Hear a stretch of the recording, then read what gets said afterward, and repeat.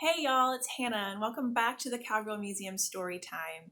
Today we're going to be reading about Cowgirl Honoree Laura Ingalls Wilder.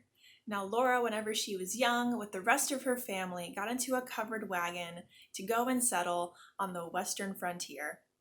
So whenever Laura was older, she wrote about those memories and experiences to make the Little House book series. You'll see books in that series such as Little House in the Big Woods and also Little House on the Prairie.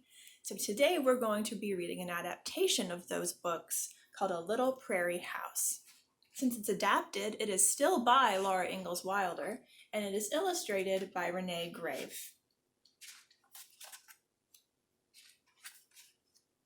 Once upon a time, a little girl named Laura traveled in a covered wagon across the giant prairie.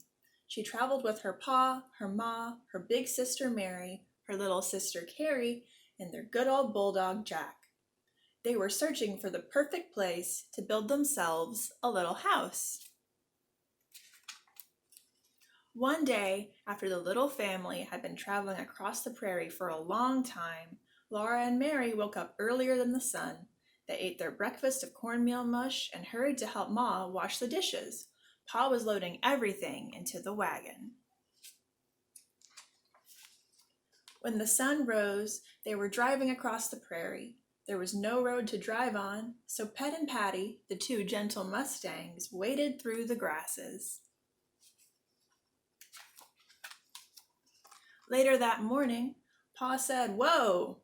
The wagon stopped. "Here we are," he said. "Right here. We'll build our house." Laura and Mary jumped to the ground. All around them, there was nothing but prairie. Right away, Pa and Ma began to unload the wagon. They took everything out and piled it on the ground, while Laura and Mary and Jack watched. Then Pa drove the wagon down into the prairie, out of sight, to get a load of logs from the creek bottom. Laura was a little frightened to be left out on the prairie without the wagon. She wanted to hide in the tall grass like a little prairie chicken. But instead, she helped Ma while Mary sat on the grass and minded baby Carrie. Soon Pa came back with a load of logs. For days and days, Pa kept hauling logs. He made 2 piles of them, one for the house and one for the stable. When he had enough logs, it was time to build. Pa began the house first. All by himself, Pa built the walls of the house 3 logs high, and then Ma helped him. Log by log, Pa and Ma built the walls higher and higher. Soon, Laura couldn't climb over them anymore.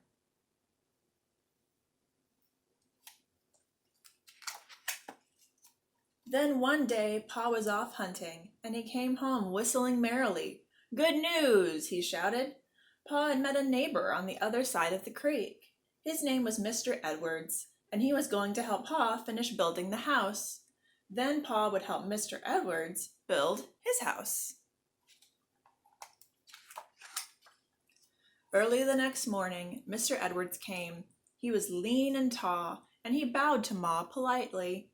He told Laura he was a wildcat from Tennessee, and he could spit farther than Laura had ever imagined anyone could spit. Laura tried and tried, but she could never spit so far or so well as Mr. Edwards could. Mr. Edwards was a fast worker, and one day he and Pa built the walls of the little house as high as Pa wanted them.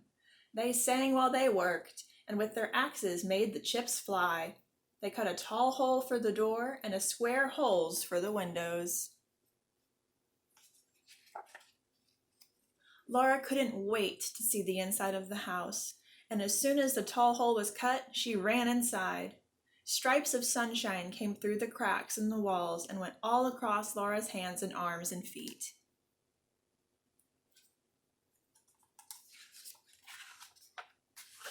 At the end of the day, Mr. Edwards said he would go home, but Pa and Ma said he must stay for supper. Ma had made stewed jackrabbit and steaming hot thick cornbread with molasses. Mr. Edwards said the Shirley did appreciate that supper. Then Pa took out his fiddle and began to sing. Suddenly, Mr. Edwards jumped up and began to dance. He danced like a jumping jack in the moonlight while Pa's fiddle kept on rollicking. Laura and Mary's hands were clapping together. Pa played and played, and Mr. Edwards danced and danced. Finally, Mr. Edwards said he must go. "Play me down the road," he said. So Pa played, and Pa and Laura and Mr. Edwards sang with all their might until Laura could not hear Mr. Edwards anymore. Only the wind rustled in the prairie grasses, and the big yellow moon sailed high over the new little house on the prairie. Thank you all for joining me today. I'm so glad to have you with us.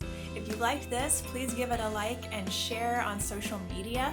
If you need more educational resources while you're at home, please go to our website.